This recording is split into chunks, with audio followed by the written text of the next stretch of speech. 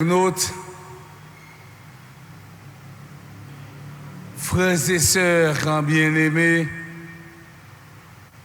la parole de Dieu que nous venons d'écouter ce matin nous invite à réfléchir sur une question très importante. Qui ça qui fait un monde grand, tout bon vrai devant bon Dieu? Qu'est-ce qui fait la grandeur d'une personne aux yeux de Dieu? Mes frères, mes sœurs, pour bien comprendre ce texte, il est nécessaire de le situer dans son contexte. Ce texte débute avec une indication géographique. Jésus qui monte à Jérusalem. Cette montée vers Jérusalem était l'étape finale du ministère de Jésus. C'était sa dernière montée. Pour la troisième fois, Jésus décrit ce qu'il attend à Jérusalem et l'annonce dans sa passion. Jacques et Jean choisissent ce moment pour lui faire une demande intéressée. Oui, dans l'évangile, selon saint Marc, Jésus est en route envers Jérusalem. Il marche envers sa passion, vers la croix. Mais pendant Jésus a parlé de service à dont tête li, disciples eux-mêmes, ils ont cherché pouvoir à première place. Mes frères, mes sœurs, essayons de visualiser la scène. Jésus annonce sa passion tandis que Jacques et Jean cherchent à occuper les places d'honneur. Parfois dans la vie, frère Maxime, nous confondons excès à grandeur, oui. Nous confondons excès à pouvoir. Philippe Gerfaux disait: nous prenons facilement l'exagération pour la grandeur. Jacques et Jean prochaient beaucoup de Jésus.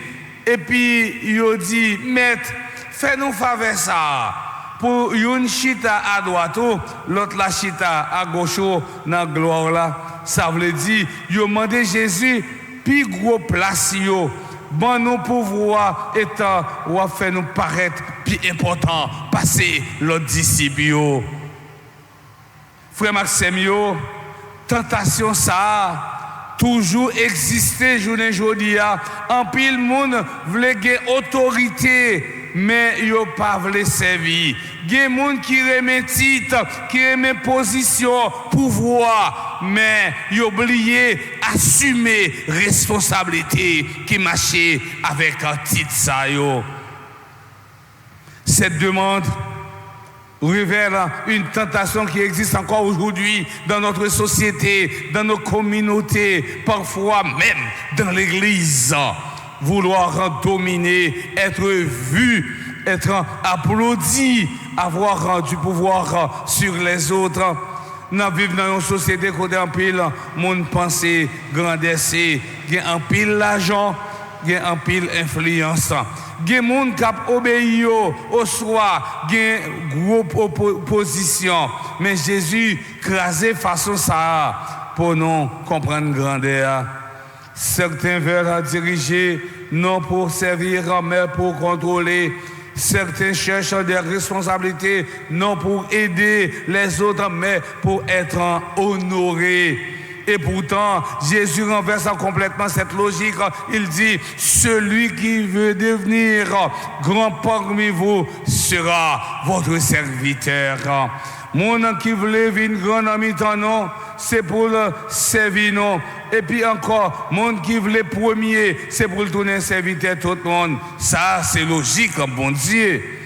Non, bon Dieu, il y a un monde pas grand parce qu'il a dominé l'autre, mais parce qu'il l'a servi avec remède, l'a servi avec l'amour.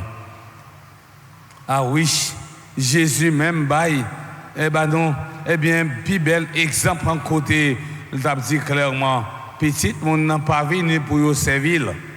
mais il venu pour servir et puis la ville, pour le délivrer en pile mon nom. Le Fils de l'homme n'est pas venu pour être servi, mais pour servir et donner sa vie en rançon pour la multitude. Voilà le cœur de l'évangile, servir. Servir dans la famille, servir dans la communauté, servir dans l'église, servir dans la société. Le service chrétien n'est pas une humiliation, c'est une mission d'amour. Dans la première lecture, Saint Pierre nous rappelle que nous avons été rachetés, non par l'or ou l'argent, mais par le sang précieux de Jésus-Christ. Cela signifie que notre vie a une immense valeur aux yeux de Dieu. Et si le Christ a donné sa vie pour nous, nous aussi nous devons apprendre à vivre non dans l'égoïsme, mais dans le don de soi. Frères et sœurs bien-aimés, regardons notre réalité aujourd'hui. Combien de conflits naissent parce que chacune veut dominer. Combien de divisions dans les familles, dans les groupes, dans la société parce que chacune cherche sa place, son intérêt, son pouvoir. Combien de responsabilités oublient que l'autorité est avant tout un service. Même dans la vie chrétienne, nous pouvons tomber dans ce piège. Vouloir être remarqué, vouloir être le plus important, vouloir tout contrôler.